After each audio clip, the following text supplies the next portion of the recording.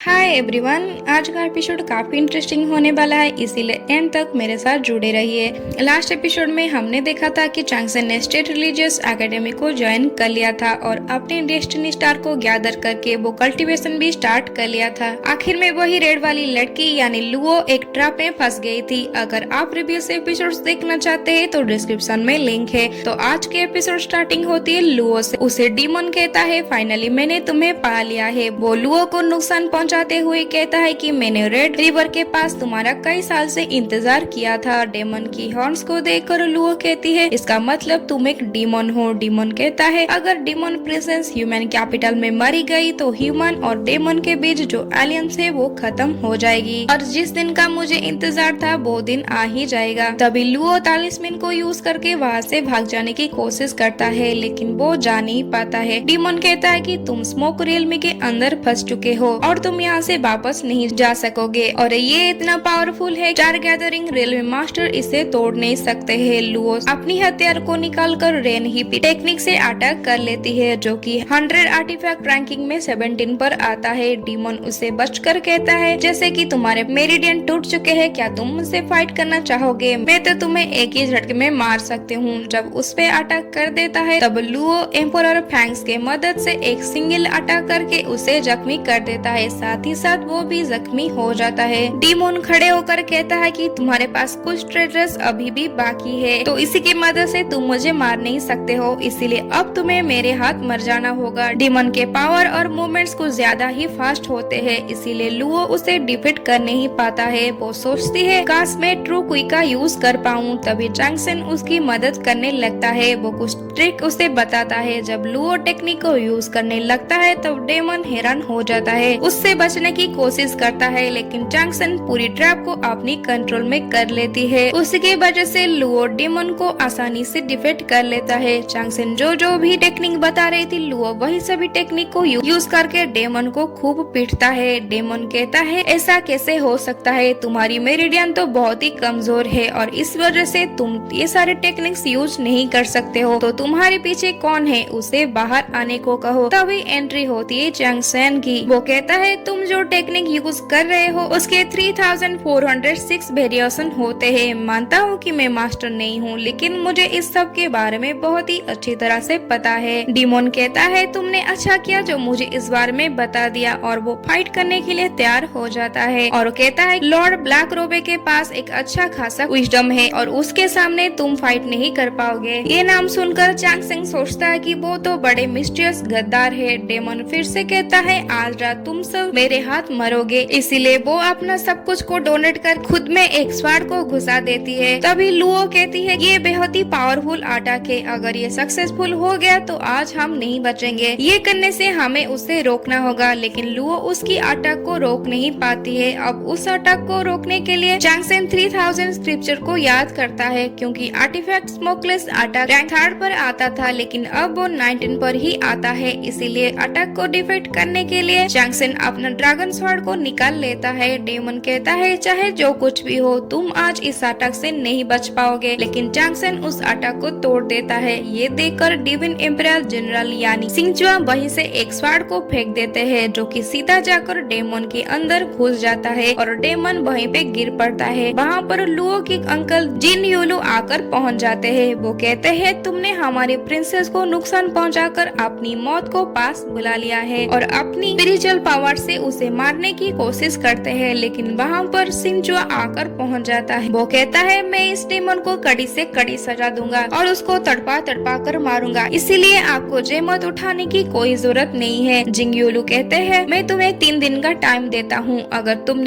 तुमने इसका काम तमाम नहीं किया, उसके बाद जो होगा उसके जिम्मेदार तुम खुद होगे। तब सिंचुआ की घोड़ा भी आ जाता है और वो घोड़े पर बैठते हुए कहता है कि बेफिक्र हो जाए, मैं आगे से सब कुछ संभालूंगा। उसके बाद वो वहाँ से चला जाता है। लुओ को अपने लोगों के पास ठीक होता देखकर चांगसन वहाँ से जाने लगता है। जिंगयुलू उसे रोकते हुए कहते हैं, तुमने हमारी प्रिंसेस को बचाया है, इसीलिए तुम्हारा शुक्रिया। चांगसन कहता है, कोई बात नहीं, ये तो मेरा फर्ज की तरह था। देन जिंगयुलू उसे ज्यादा डिश को ऑफर करते हैं, जिसका कीमत 10,000 गोल्डन कॉइन के बराबर है, लेकिन चांगसन उसे लेने से इनकार कर देता है और कहता है, मुझे अभी पढ़ाई करनी है और अपनी कल्टीवेशन करनी है, इसीलिए मुझे यहाँ यहाँ से जाना पड़ेगा। उसके जाने के बाद जिंग योलू सोचते हैं ये लड़का ने तो ग्रेड 14 को मिस ही कर दिया। नेक्स्ट सीन एक खूबसूरत जगह पर आ जाता है जहाँ पर लुओ जमीन पर लेट कर नेचर की मजे ले रही थी। जैसे ही वो खड़ी होती है तब उसकी माँ वहाँ पर आ जाती है और वो कहती है कि तुम बहुत ही अच्छे बच्चे हो। लुओ कहती है जब मैं बड़ी हो जाऊंगी तब मैं अपनी बाबा की बायदी सिटी और 800 रेड रिवर की मालकिन बनूंगी। कुछ दिन बाद उसे पता चलता है उसकी मेरिडियन ह्यूमन एंड डेमन की मिक्स है और वो अर्ली स्टेज में ही स्टॉक हो जाएगी। देन उसके बाबा उसे कहते हैं मैं तुम्हें 3 साल का टाइम देता हूँ, अगर तुम स्टार गैदरिंग रियलमी को बेक कर लिया तो ही अच्छा होगा, वरना मैं तुम्हारी शादी करवा दूंगा। ये सुनकर लुओ रो पड़ती है। जब वो आंखें खोलती है तब पता चलता है कि ये तो बस एक ख्वाब था। जैसे ही उसकी नींद टूट जाती है वो जैंगसन को ढूंढने लगता है, पूछता है कि क्या वो लड़का सही सलामत है और वही लड़का ही मेरी मेरिडियन को ठीक कर सकती है। इसीलिए वो जैंगसन से मिलने के लिए भाग जाती है। यहाँ पर लाइब्रेरी में जैंगसन मॉर्विक लैंसिंग बुक को पढ़ रहा था। सोचता है कि कल रात जो कुछ भी हुआ उसकी वजह से मैं अपनी कल्टीवेशन पर फोकस नहीं कर पाई और रात में अच्छे से सो भी नहीं पाई हूँ, इसीलिए मुझे जल्द से जल्द अपनी अधूरी कल्टीवेशन को पूरा करना होगा। तब बाहर से कुछ आवाजें आती है। वो देखता है कि कुछ सिपाही कुछ बॉक्सेस को लेकर लाइब्रेरी के अंदर जाते हैं। तब लुओ दरवाजे पर दस्तक देती है। उसे देखकर चैंगसिंग कहता है यहाँ पर क्या कर रहे हो? लुओ कहती है कल रात आपने मुझे बचाया था, इसीलिए आपका शुक्रिया। उसके इशारे पर सिपाही बॉक्सेस को लेकर वहाँ पर आ जाते हैं। उस बॉक्सेस में भरा था कुछ unique books, herbs and night pearls. Pearl को उठाकर लुओ कहती है ये सी ड्रैगन क्लैन की पर्ल है, ये रात में आपको पढ़ने और मेडिटेशन करने में हेल्प करेगी। और वो जनरल स्वार्ड कोडेक्स बुक को दिखा देती है। बुक को देखकर चैंगसिंग कहता है ये तो वर्ल्ड की टॉप स्वार्ड्स की सीक्रेट है, तुम्हें ये बुक कहाँ से मिली? लुओ कहती है ये तो ओरिजिनल बुक है, ये सारे मेरी तरफ से आपको गिफ्ट है क्योंकि मैंने आपको मेरा मास्टर मान लिया है और मैं आपकी कल्टीवेशन फॉलो करना चाहता हूँ। चैंगसिंग हैरान होते हुए कहता है मैं कैसे मास्टर बन सकता हूँ? लुओ कहती है मेरी मेरिडियन में कुछ प्रॉब्लम है जिसको टियान्डो एकेडमी और जेंग एकेडमी के प्रोफेसर ठीक नहीं कर सकते हैं, लेकिन ये आप ही ठीक कर सकते हो। बुक को वापस रखते हुए चैंगसिंग कहता है ऐसा नहीं हो सकता है। ये सुनकर लुओ अपनी हथियार को निकालकर उस पे अटैक कर देता है। चैंगसिंग तो पीछे हो जाता है लेकिन लुओ को एक छोटा सा झटका लगता है। उसे ठीक करने के लिए चैंगसिंग छोटा छोटा नीडल उस पे फेंकता है और वो ठीक हो जाती है। जैसे ही लुओ ठीक हो जाती है वो कहती है देखा ना, मैंने कह रही थी कि सिर्फ आप ही मुझे ठीक कर सकते हैं। जब चैंगसिंग जाने लगता है तब वो उसकी पैर पकड़कर गुजारिश करने लगता है। कहता है कि आप जो भी मुझसे कहेंगे मैं वो करूंगी, बस आप मुझे अपना डिसाइपल बना ले। चैंगसिंग सूरज की तरफ देखकर कहता है कि हमें इस टाइम पर ब्रेकफास्ट कर लेना चाहिए, अगर हम ऐसा नहीं करते हैं तो हो सकता है हमारी पेट खराब हो जाए। इस बात को लुओ अपनी कॉपी पर लिख देता है। देन वो ब्रेकफास्ट करने के लिए चला जाता है। लुओ उसका पीछा नहीं छोड़ता है। जब लाइब्रेरी में वो पढ़ता है तभी भी लुओ उसके पीछे आ जाता है। जब चैंगसिंग फार्मिंग करता है तब लुओ भी उसकी मदद करती है। रात में जब वो कल्टीवेशन करने आता है तभी लुओ वहाँ पर पहुँच जाती है, लेकिन चैंगसिंग कल्टीवेशन करता है और दिन भर की थकान की वजह से लुओ वहीं पर लेट जाती है। जब वो चैंगसिंग को कल्टीवेशन करता देखता है वो भी कल्टीवेशन करता है, लेकिन थोड़ी ही देर में वो चैंगसिंग की हाथ पर सो जाता है। कल्टीवेशन करते वक्त चैंगसिंग को पता चलता है कि उसकी बॉडी तो खाली है। वो देखता है कि लुओ उसके हाथों पर सो गई है। वो खड़ा हो जाता, लुओ का नींद टूट जाता है। लुओ उसे कहती है आपसे एक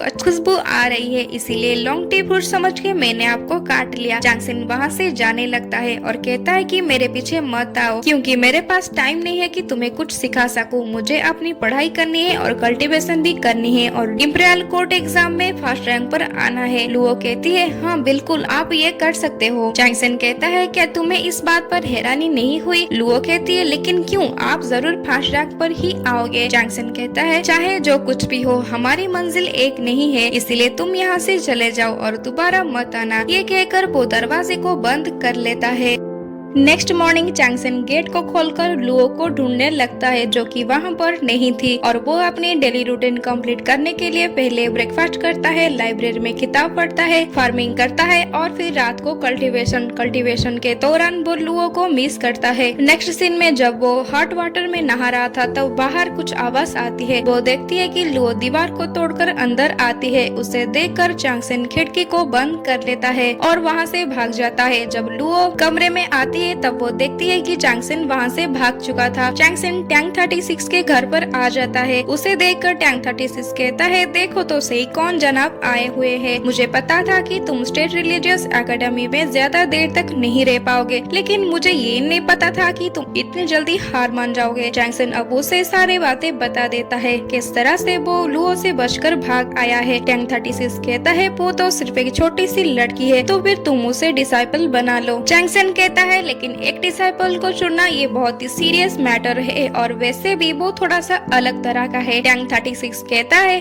तुम बहादुर बनो, अपनी किस्मत को बदलने के लिए तुमने फैसला लिया और सू सीजी के साथ भी फाइट किया। स्टेट रिलीजियस एकेडमी को ज्वाइन करके अपनी दुश्मन को खुद बनाया, लेकिन अभी तुम एक छोटी सी लड़की को डिसाइपल बनाने के लिए इतना डर रहे हो। चैंगसन कहता है, मेरे पास ज्यादा टाइम नहीं है, अगर मैंने अपनी किस्मत को नहीं बदल पाया तो मैं जल्द ही मर जाऊंगी। टैंक 36 कहता है, इससे कैसे हो सकता है, तुम जरूर हजारों साल जियोगे। तुम्हें मैंने अपनी दोस्त कहा था क्योंकि तुम अपनी दिल की ही सुनते हो, इसलिए खुद को कभी हारने ना देना। और तुम उस बच्चे की इसको क्यों नहीं सुन सकते हो। अब चैंगसन पवेलियन के तरफ भागने लगता है। यहाँ पर लुओ उसका इंतजार कर रही थी। काफी देर होने के वजह से वो सोचती है कि शायद मैंने मास्टर को बहुत ज्यादा तकलीफ दे दिया है, इसी वजह से वो अभी तक नहीं लौटे। लेकिन यहाँ पर तो चैंगसन भाग रहा था। लू कहती है, मास्टर चैंग ने मेरी जान बचाई है, इसीलिए मैं उन्हें तकलीफ देकर बोझ नहीं बन सकती हूँ। जिन यू लू कहता है, लेकिन वो तो तुम्हारी आखिरी उम्मीद है ना। लुओ कहती है, मैं वैदी की बेटी हूँ, मेरे लिए सब कुछ आसान होगा। यहाँ पर लुओ चली जाती है और वहाँ पर चैंगसन आकर पहुँच जाता है। वो देखता है कि लुओ कहीं पर भी नहीं है और वो निराश हो जाता है। तभी पीछे से लुओ उसे बुलाने लगता है। उसे देखकर चैंगसन कहता है कि तुम तो जाने के लिए तैयार हो चुके हो। लुओ कहती है, हाँ मैं जल्दी ही यहाँ से चले जाऊंगी। मुझे पता था कि आपको राइस केक बहुत ज्यादा पसंद है, इसीलिए मैं यहाँ पर लेकर आई हूँ। मैंने सोचा कि इसे पवेलियन के दरवाजे के बाहर छोड़ दूंगा, लेकिन फिर मैंने आपको देख लिया। चैंगसन कहता है, तो तुम्हारे मेरिडियन। लुओ कहती है कि मेरी मेरिडियन अब पहले से बेहतर है। तभी वहाँ पर इंस्ट्रक्टर काओ के साथ क्लारिक आकर पहुँच जाता है। क्लारिक उससे कहता है, क्लारिक इंस्ट्रक्टर काओ से कहता है, जो लॉ के हिसाब से स्टेट रिलीजियस एकेडमी के 20 साल तक कोई भी डिसाइपल नहीं रह सकता है, ये तो सही बात नहीं है। इंस्ट्रक्टर काओ कहता है, एक बर्बादी एकेडमी को पूरी तरह से खत्म हो जाना चाहिए। मैं बस यहाँ देखने आई हूँ कि इसे किसने ओपन किया है। चैंगसन पूछता है, क्या मैं जान सकती हूँ कि आप लोग यहाँ पर क्यों आए हैं। क्लारी कहता है, हाँ इंपीरियल कोर्ट एग्जाम को बस कुछ ही दिन बाकी रह गए हैं, इसलिए हम यहाँ पर अप्रोचिंग के लिए आए हैं। पिछले रूल के मुताबिक किंग टेंग सारे एकेडमी को बुलाया है। इंस्ट्रक्टर काओ कहता है, लेकिन ये एकेडमी क्वालिफाई नहीं कर पाएगा। चैंगसन पूछता है, लेकिन क्यों। इंस्ट्रक्टर काओ कहता है, जो लॉ के हिसाब से एग्जाम में एंट्री लेने के लिए 2 डिसाइपल का होना बहुत जरूरी है, लेकिन इस एकेडमी में तो सिर्फ तुम ही एक स्टूडेंट हो और इसीलिए तुम एग्जाम में एंट्री नहीं ले सकोगे। और वैसे भी तुम्हारे अलावा इस एकेडमी को और कौन ज्वाइन करेगा। इस बात पर वहाँ पर एक उदासी छा जाती है। तभी लुओ कहती है कि मैं इस एकेडमी का हिस्सा बनकर डिसाइपल बनना चाहती हूँ। चैंगसन उसकी मासूमियत को याद करता है, किस तरह से वो एकेडमी ज्वाइन करने के लिए उसके पीछे ही पड़ गया था और कह रहा था कि उसकी और लुओ की मंजिल एक है। लुओ कहती है, मेरी वजह से कभी भी आपको कोई तकलीफ नहीं होगी। चैंगसन कहता है, मैं इतनी कैपेबल नहीं हूँ कि तुम्हें कुछ सिखा सकूं, इसलिए तुम्हें मेरी वजह से बहुत ही ह्यूमिलेट का सामना करना पड़ेगा। लुओ कहती है, मैं डरने वालों में से नहीं हूँ और किसी की भी इतनी हिम्मत नहीं है कि मुझे ह्यूमिलेट कर सके। इंस्ट्रक्टर काओ कहता है, तुम अपने खतरे को अपने पास बुला रहे हो।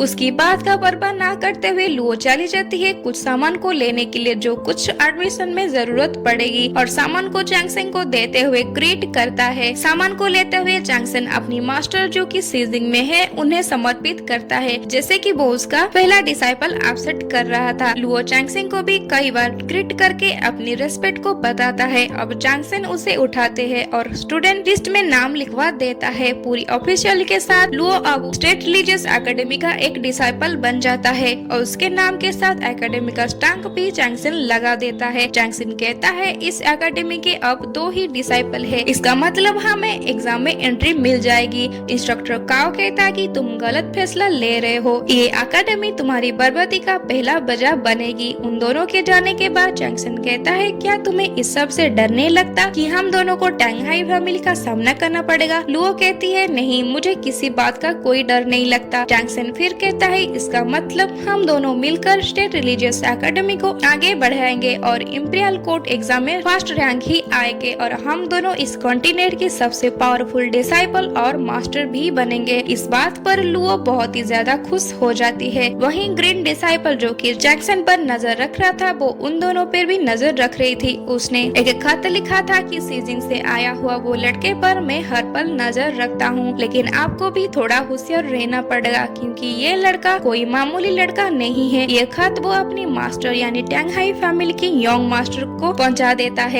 Next scene Tang Hai family पर आ जाता है। यंग मास्टर को पता चल चुका था कि जैक्सन एग्जाम देने के लिए पूरा तैयारी कर चुका है, लेकिन वो मजे लेने के लिए एक बेकसूर आदमी का टांग को तोड़ देता है और जैक्सन को नीचा दिखाने के लिए उसकी जान लेते हुए कहता है, क्या तुम्हारे गर्दन इतने मजबूत है कि मेरे वार को सहन कर सकेंगे? तो एवरीवन, इसी के साथ एंड होती है आज का एपिसोड और ये वाला सीन हमें नेक्स्ट एपिसोड में देखने को मिलेगा। इसीलिए आगे की बेहतरीन एपिसोड्स देखने के लिए एनिमी टाइम 3516 को सब्सक्राइब कर लीजिए। अगर आप प्रीवियस एपिसोड्स देखना चाहते हैं तो डिस्क्रिप्शन में लिंक है। Okay, thank you.